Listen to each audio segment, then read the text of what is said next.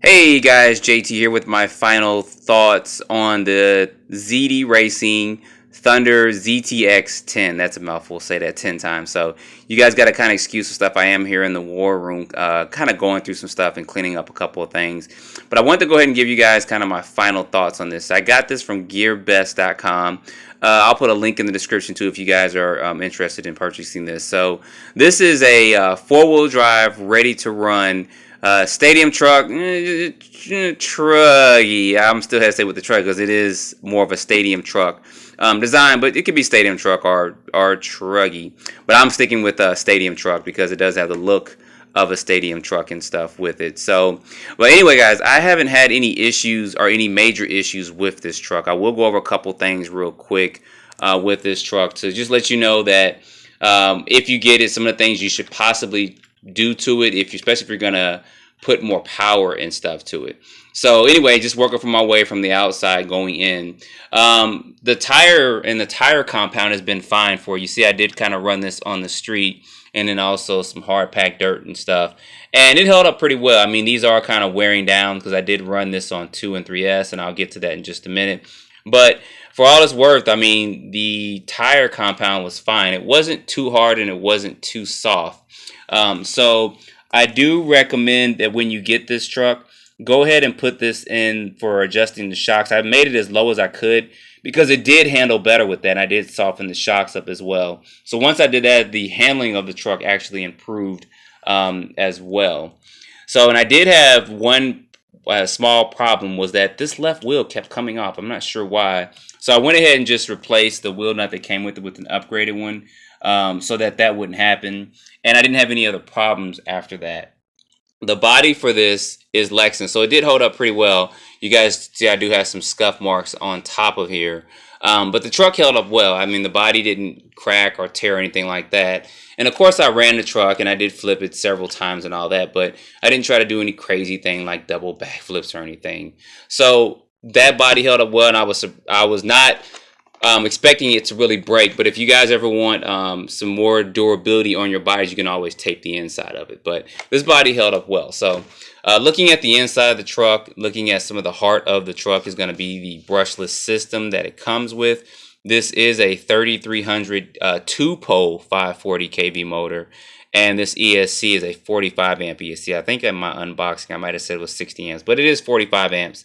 And this ESC and can run 3S, because you guys saw that I have several videos of this running a 3S Lipo with the stock gearing and even with some larger tires and wheels in here. I did put the tires and wheels from my Force Outbreak monster truck on here, and I got a couple of videos of that up as well, and it held up fine. I mean, it didn't mess anything up. Differentials and stuff held up well with that. Now I know there's a couple of users, or at least one user, I apologize, I still can't remember your name, but I know you said you had one of these, and I believe you might have upgraded the system in it, and you started having some diff issues, and I'm not sure if you shimmed them or not, but I do recall you stating that you did go ahead and shim the diff. So for me, how this was run straight out the box, it was fine, but I do recommend that if you want to upgrade this system to a more powerful one, that you go ahead and shim the diffs, especially if you put a 4-pole motor in here.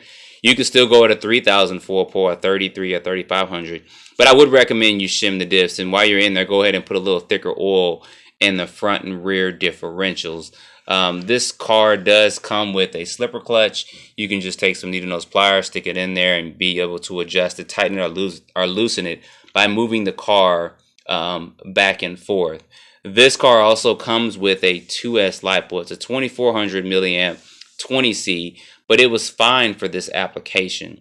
You're going to look at about, I'd say, under 30 miles per hour or so, probably about 25 to 28 out the box, and then with a 3S Lipo, you'll hit about 38 or so. I'd say between like 36 to about 38, 39 miles per hour, which is fine for this. And of course, if you want more speed, you can always add it on, but I thought it was fine.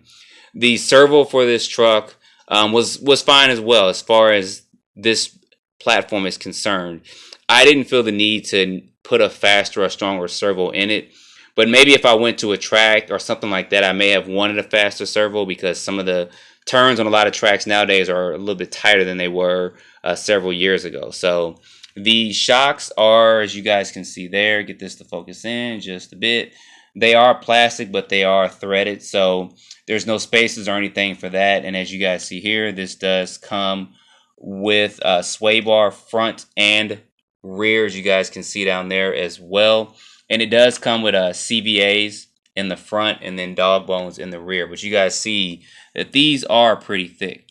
So the one thing that I did have, or it didn't really break, but as I was running it a lot, I didn't even realize this until after I ran it and flipped this several times.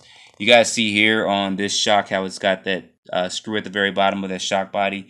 And this one does. I'm not sure how that came loose. But that just came loose and some of the shock wall leaked out. So that's no big ordeal. I can just pop this off and then just screw that back on. So, and you guys see also in the rear, I did lower it down the rear too.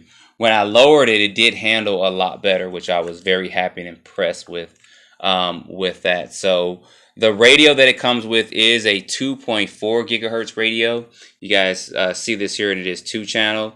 It's a standard 2-channel radio, which is fine. I mean, I didn't have any problems or issues with this, and it does use 4 AA's, and it did fit nice in the hand. So when I first saw it, I was like, uh-oh, this is like one of those Fly Sky remakes where it's got to use 8 AA's, but it actually uses 4, which is good. So guys, I haven't had any problems or issues with this. I will leave a link in the description if you guys are interested in purchasing this truck. And like I said, if you get it and you plan on putting more power and stuff through, if I can get this body on here, I would recommend shimming the diffs and stuff for it, because that's going to save you a little probably heartache in the long run. If you guys don't know what that is, just search on YouTube for Helion Invictus shim diffs or something, because I did a video a couple of years back when I had a Helion Invictus and I shimmed the diffs on that. So guys, that's going to be it for this video. I appreciate you watching. As always, don't forget to subscribe if you're not a subscriber. And don't forget to like as well or dislike. And as always, I appreciate it. And stay tuned for more videos. Thanks for watching.